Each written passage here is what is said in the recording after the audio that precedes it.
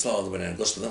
Днеска темата ми е Бог е любов, но как да бъда уверен, че Бог ме обича? Това е личен въпрос. В Словото Бог казва, че Бог е любов. Но всеки един човек може да пита откъде да бъда уверен, че Бог ме обича лично мене. Ще кажа защо? Защото когато човек каже, че обича някого, той прегръща му, показва наистина, че има чувства към него, че наистина човека, който обича, му е ценен и му дава разбиране за това, че наистина това е така.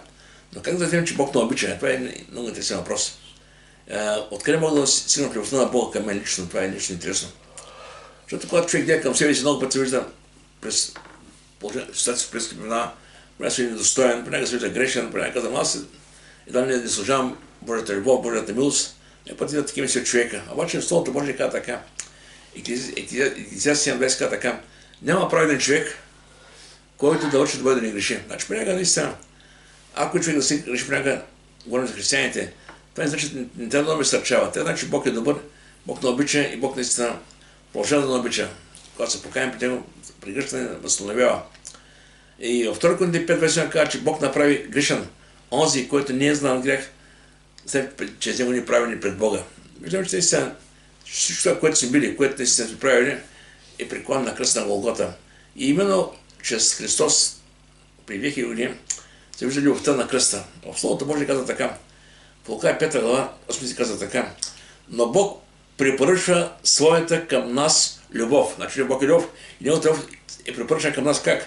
Това, че когато още бяхме грешници, Христос умря за нас. Значи нямаше. Има преди това, че никой от нас не заслужаваше нищо добро. След една минута всички хора бяха еднакво грешници. Но така е, че Бог промисли за спасението всеки един човек. Христос дойде, умря за греха на целия свят, да можем, че вяра в него да има вечен живот. Това е, което наистина центъра на благовестието. И в Словото Божие в Йоанна 6:37 казва така, защото сега в небето не е моята воля да върша, а волята на Бога. Сега да виждам, че волята на Бога е именно Божия Син да остави небето и да дойде на тази земя и нещо повече. Не само дори, но извърши това, за което беше дошъл. Да проповяда, получава, оставя благата вест и накрая отиде на кръста на Голгота, умре за греха на целия свет и там казва, свърши се. И той завърши този, за който беше дошъл на тази земя. После разкъсна и се върна отново в небето. И тук Словото Божие казва така, защото седнах от небето, не е моята воля да върша, а волята на този, който ме е пратил. Защото това е волята на Отца ми, всеки, който види Сина и повярва в него, да има вечен живот и аз да го се последен. Виждам, че Божията воля за всеки човек е спасение, вечен живот, вечността. Сега разбира съм, има си един си, който само в себе си казва всичко. В Йоанна 3:16 казва така, защото Бог толкова възлюби света, че даде своя единороден Син да не погине ни един, който трябва да има вечен живот. Наистина, тук се казва, той си казва всичко. И показва така, понеже Бог не е пратил се на света, да съди света, но да бъде светът спасен чрез него. Сега много си казах, ако беше като друга възможност да си човек чрез нямаше да дойде Христос. Сигурно ще дадем по един ръка, преди това и накрая ще е спасен. Ама не става така за жалост. И затова наистина трябва да чуем Словото Божие. Знаем, че това е Божията воля и това е Божия начин. Сега, по принцип, защо дойде Христос?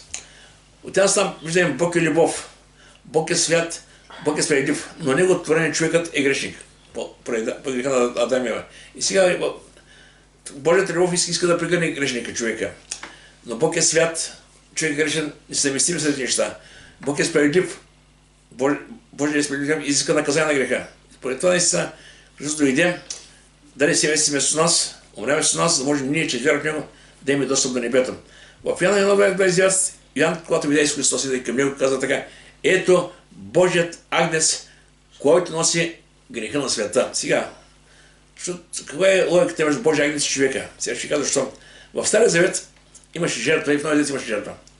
В Евреи каза, че без проливане на кръв няма прощение на грехове. Сега дума, ако всички хора са грешни след Адам и Ева, тогава каква е алтернативата? Какъв е пътя за човека? Словото Божие казва така и почти мога да кажа, че по закона всичко с кръв се очиства.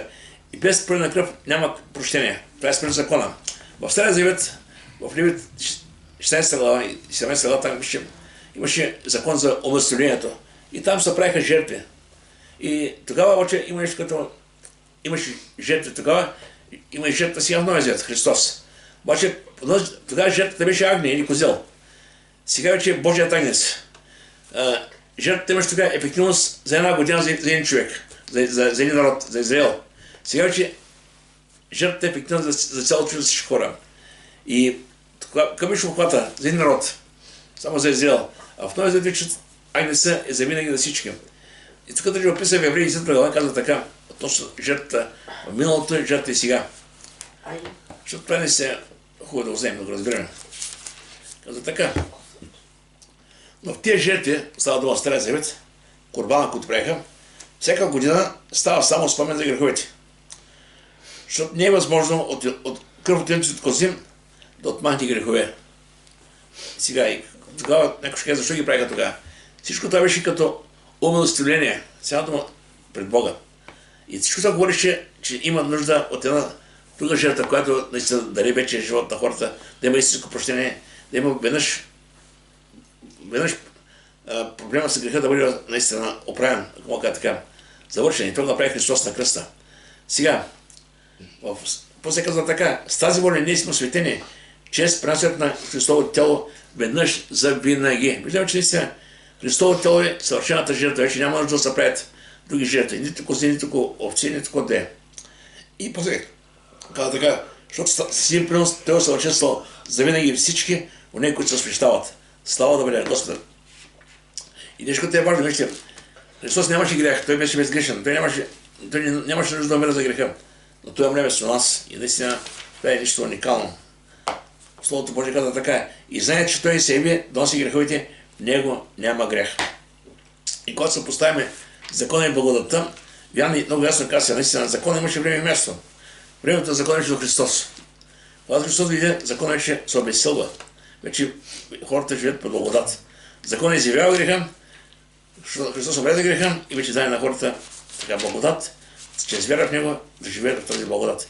В Яна СМС казва така, понеже закон бе дан чрез Моисей, а благодатта и истината дойдоха чрез Христос. И се спира малко теологично в цялото писание. Сега, грешен човек си Моисеев закон. Ако не е така в Стария Завет, Бог създаде човека, даде им заповед, а да се грешиха. И хората станаха грешни. И закона беше Бог. Бог даде греха. В Римляните 20 словото без закон, извинявайте. И в Римляните 20 казва, че защото се грешиха и никой не заслужава да се представи пред Бога. Греха беше причина между човечеството и Бог да има пропаст. И наистина тази пропаст беше направена от човека. Но когато Бог даде закона, законът даде да изяви греха, да покаже, че наистина човек трябва да се поправи, че има неща, които те се променят. Но законът сам по себе си, сам показваше, но не променяше никого. И хората четяха закона, обаче това не ги променяше. Но и се Словото Божие казва, защо тогава даде закона. Сега в Риме 3.20 казва така. Риме 3.20. Защото не е една твар, няма да се оправдае пред него, че излага искрено от закона. Поне, че законът става само познаването на греха. Тогава ще въпросът е, защо се даде, вижте. В Галатяни 3 глава казва така, два отгора. Защо Бог даде закон, след никой не може да спаси закона? Коя беше целта? Целта беше така, вижте сега, казва така. Тогава, защо даде закона? Прибавя се с цел да се извинят престъпленията, докато дойде потомъкът. Виждаме, че законът имаше време и място до Христос, на когото даде на обещанието и беше прогласен от ангел, че си един ходатай. И после продължава надолу, казва така. Така законът стана за нас дете водител, за да ни дойде при Христа, за да се оправдаем чрез вяра. Но след името на вярата не сме че под него дете водител. Вече законът свърши своята работа. И вече благодатта е тази, която не се чрез която човек идва, вяра и спасява. Това е нещо наистина много важно. Защото понякога хората, идейки при Бога, се опитат как се осъвършенстват, как стават по-святи. И понякога започват да влизат в тези, се опитат да пазят закона и влизат в някакви други учения, помога така. Опитат да се по-човешки, се усъвършенстват. В Галатяните много се казва, наистина, че човек сам по себе си, когато се влиза много в закона, сам себе си такова едва не търси своето погубение, ако мога така, жалост.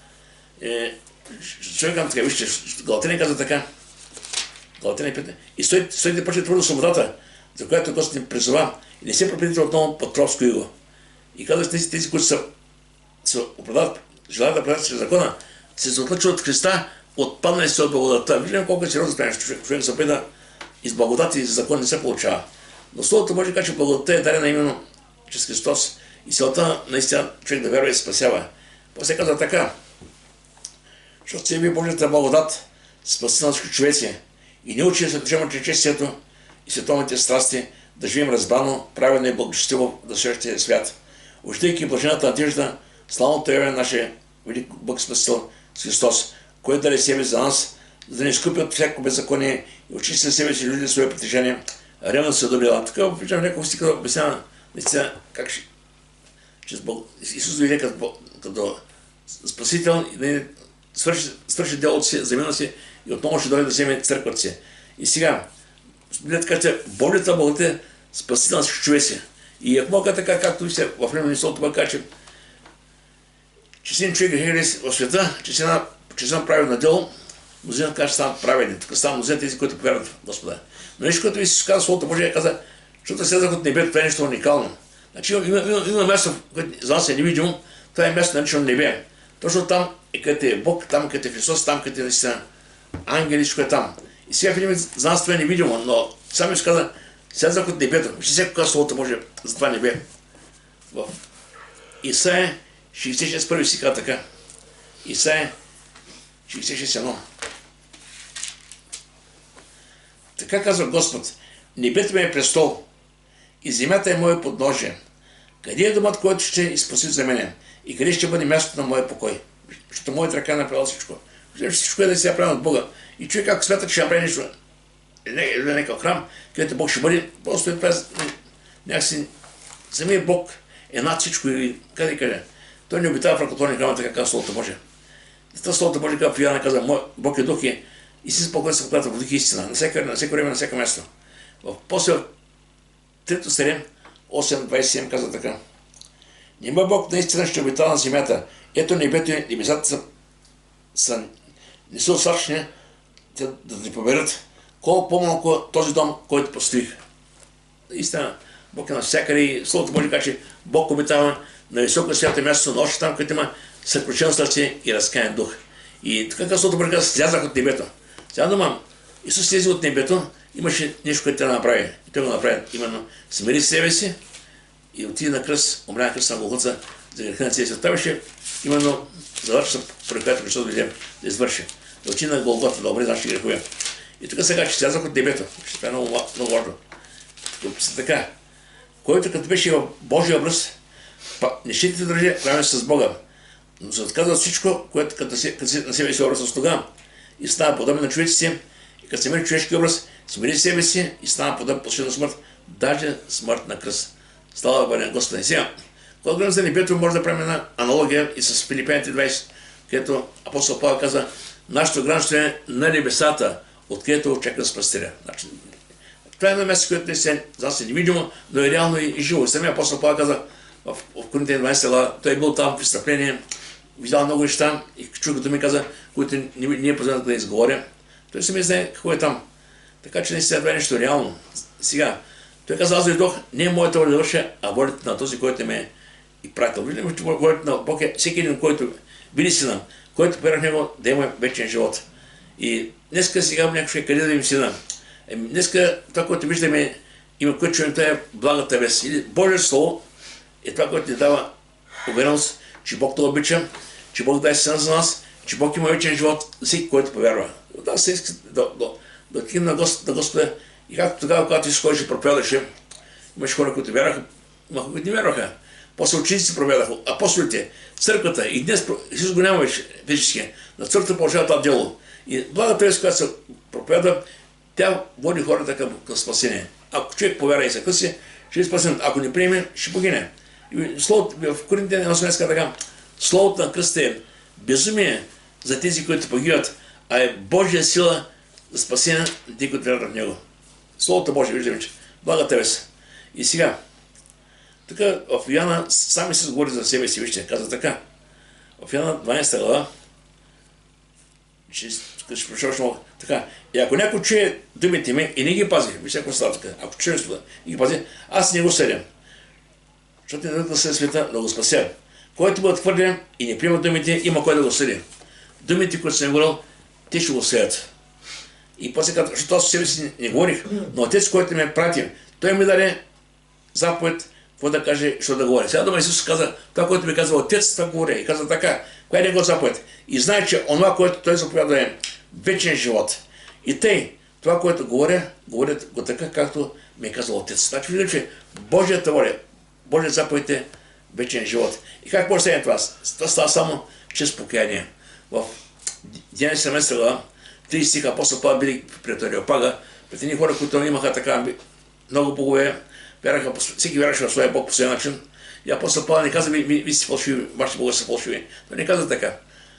И виждам, каже, че са много набожни, не се виждам така, наистина, така, някакси дигна им рейтинга, ако мога така, вие си много набожни, но аз ще говоря за един Бог, за този, който аз вярвам. Там имаше една табела на непознатия Бог. Виж какво прави, той за няколко, за 2 стиха им разказа кой е Богът, който той вярва. Представя Бог като създател, като съдържател и той е Бог, който наистина е над всичко. И после наистина те говорим наистина. И те тогава, когато наистина чуха за това, което говори той, и той им каза, че човек е създаден за да търси Бога, да търси своя създател. И той им каза, че наистина Бог прочее, без да държи бележка за времето на още невежество, за предна че хора всяка се покаят. Той им каза поета кое е покаяние. И когато им говореше за вечен живот, и Словото Божие каза така, като чуха за възкресение на мъртвите, едни се подиграваха, а други рекаха, за този предмет пак ще слушаме. Винаги, когато се говори Божие Слово, винаги има хора, които ме вярват, има хора, които се подиграват, има хора, които се слушат. Всеки само се избира и се избира как да откликне. Но въпросът е, че който наистина каже, аз искам да вярвам в Господа, че толкова елементарно, финансово е сега така, само това се доми нашия Господ Христос каза. А това е вечен живот, да познае Тебе, единният и истинен Бог и Святия който си изпратил, да познаем Тебе. Как познаваме? Не говорим физически, но от Словото Божие. Разбирам това, което е направил Той. Той дойде от небето, проповяда, получава, изцелява, възкресява мъртвеците накрая време на кръста на Голгота. Това е се открил за Христос. Ние вярваме в Него, приемаме Го и когато приемем, Бог казва Словото Божие, а до които го приеха, Бог даде право да нарекат Божии чеда. Слава да бъде на Господа. Виждаме, че сега Словото Божие ни дава достатъчно информации, дава ни стихове, чрез които вярата ни да расте в Него. Защото вижда така, че вярата идва от учение, а чрез Христовото Слово. Така че стиховете сега, които са изчетем от Словото Божие, те имат една цел, да имат вяра все повече и повече да расте в Него. И така, в първия не казва така. И ние вярваме, видяхме и свидетелстваме, че Отец изпрати Сина си да бъде спасител на света. Ще много се казвам, Отец изпрати Сина си да бъде спасител на света. И когато говорим света, тук няма пред творението като цяло камъните, има се пред хората. Защото в Словото Божие се говорим вече като творение, света. В Псалом 14 казва така, че 24 на извинявайте, че Господ на земята и всичко е в нея. Така казва. Обаче, когато на света като цяло, тук има прича, че се говори за хората, всяко спасение. И после Деяния 4.12, апостол Петър, когато наистина началото проповеда една проповед, Словото Божие каза, че бяха оживени с стата си и казаха, какво прави Петре? Тогава Петър каза, покайте се и приемете се Христос и ще приемете Той да Святия Дух.